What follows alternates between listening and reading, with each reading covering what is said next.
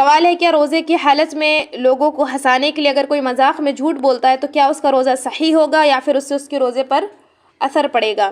تو جیسے کہ مذاق میں جھوٹ بولنے کی جو حدیث ہے، جو وعید ہے، وہ ہم نے دیکھی کہ ایسے شخص کے لیے اللہ کے رسول نے تباہی بتائی اور 3 مرتبہ آپ نے بتائی.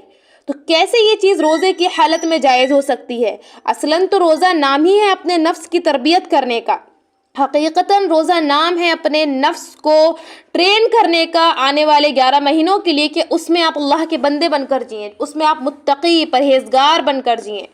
تو اگر ایک انسان روزہ تو رکھتا ہے لیکن اپنی جو بری عادتیں ہیں، مثال کے طور پر مذاق میں جھوٹ بولنا، جیسے کہ سوال ہے، تو مذاق میں جھوٹ بولنا جو کہ ایک تباہی والا عمل ہے، جو کہ کبائر میں سے ہے، اللہ کے رسول صلی اللہ علیہ وسلم نے منع فرمایا ہے. نبی کی تعلیمات پر عمل کرنا اور نبی صلی اللہ علیہ وسلم کے بتائے ہوئے راستوں پر چلنا یہ ہماری ریکوائرمنٹ ہے. اور اگر ایک انسان جو ہے اللہ کے نبی صلی اللہ علیہ وسلم کی بتائی ہوئی احادیث کے مطابق عمل نہ کرے اور ان وعیدوں کے مطابق ان وعیدوں کو سن کر بھی اپنے اعمال سے باز نہ آئے تو کیا فائدہ ایسے شخص کے روزہ رکھنے کا؟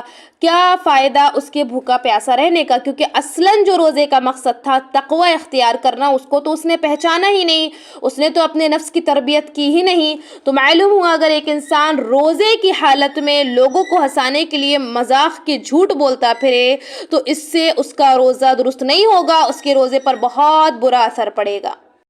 لیڈیز کویشچن، خواتین کے سوالات what's app group. Ladies and girls کے مسائل کے لیے QR کوڈ سے اپلیکیشن ڈاؤن لوڈ کریں.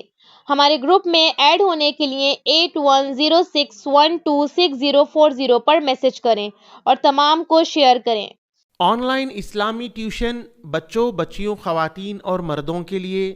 اس کے علاوہ آن لائن 2 ایئر عالمہ کورس خواتین اور لڑکیوں کے لیے. تعلیم.ایجوکیشن ویب سائٹ وزٹ کریں. QR کوڈ سے اپلیکیشن ڈاؤن لوڈ کیجئے. 8106126040 پر میسیج کریے.